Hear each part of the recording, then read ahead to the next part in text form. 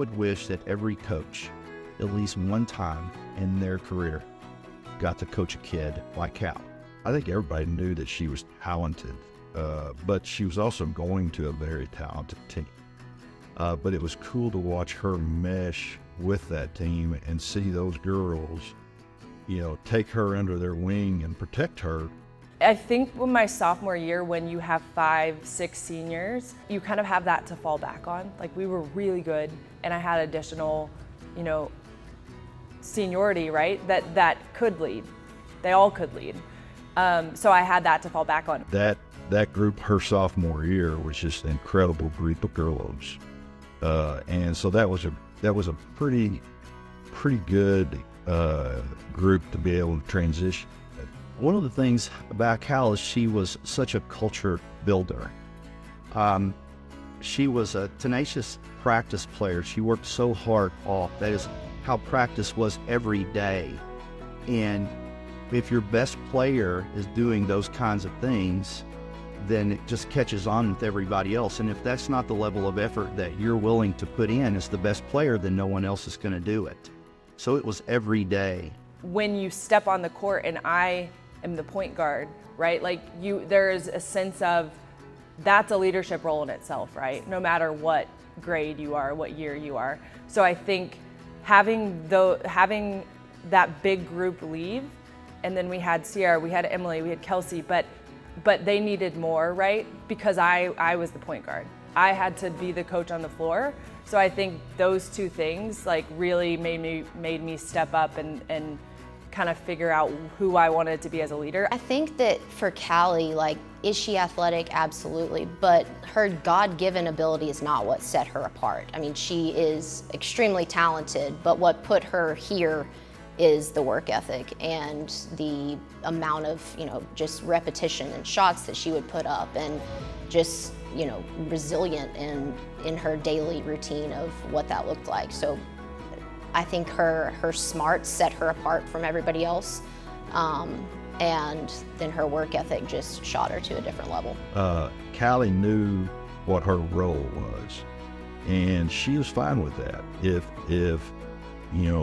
they needed her to score 20, she'd score 20. If they didn't need her to score but 5 or 6, but they needed the other players to score that 20, she was fine with that too, because ultimately, it was the W that mattered. I think if you look back on it, we probably all took it for granted a little bit, because she was the type of player that when she needed to score 20 points, she could, but she also just made everybody around her better. The teammates that she was around, she magnified their strengths and marginalized their weaknesses. Calli didn't put players in bad spots, and she had the ball most of the time. She just understood what the great basketball play was going to be, even if it was a simple pass. And over 2,000 assists for her career, I believe. She only played 3 years in high school. Rarely did we lose. 5 times. Calli lost 5 times in 4 years. She played on 2 undefeated teams, including our 2009 32-0 team. If you would have asked Cal, how did you do? I can tell you the 5 times that she lost in her whole career, you would have heard her say, well, we lost, coach. It wouldn't have mattered if she'd scored 30. It was all about the winning. I think Coach Smith said it at her senior year when they won the state championship. He said, had they not lost the year before, that group would not have been as hungry for the win as they were. So I think they didn't like the taste of that at all, and they weren't having that again. At that entire game, I think that was the only time we led in that game. At one point, shortly before the fourth quarter, we were down 17. Calli did a great job of distributing the ball, but we had an opponent that had a great game plan for her, a double team, and just relentless pressure all the time. And as we entered the fourth quarter, it all did look lost.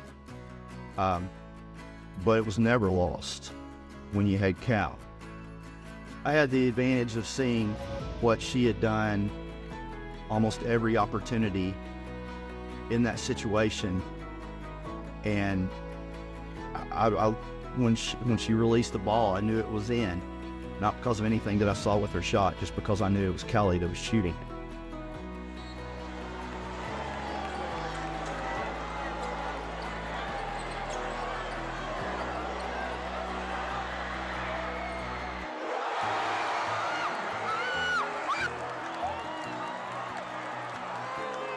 If you rewatch it, I did not execute the play. I just want that to be known. I rewatch it, I'm like, what was I trying to do? Like, the fact that I got open is a miracle. So if anybody that knows basketball watches it, like, I didn't wait on the screen, I cut too early, and then I just like wandered out to the 3-point line. It all worked out okay, I'd say, but I did not execute the play. I inbounded the ball, and the ball was going to come back to me to shoot the shot because Calli's being double teamed. Somebody else is going to probably have to shoot the ball. And somehow the play it worked out perfectly where I was covered, and you can see the video. Like, as soon as Calli lets go of the ball, I'm running to her. I knew it was in. The second that it left her hand, I was like, holy smokes, we just did it. I was sitting by Claire Childers' mom, Blake, and I just remember the shot going in, and I had my eyes closed, and I said, "Is the game over? Is there any more time? Is there any more time?" I mean, that's all I could think about is, there's going to be seconds left. And she's like, it's over, we won. When the shot went in, I jumped. I was standing, I jumped, and I started running up and down the aisle trying to find somebody because it was so crazy. Those are once in a lifetime moments. There were things that I simply didn't have to worry about as a coach because I knew I had Cal. I knew that there were going to be things that I didn't have to spend a lot of time preparing for because we had Cal. You lost 5 games. Yeah. In 3 years. It's too many.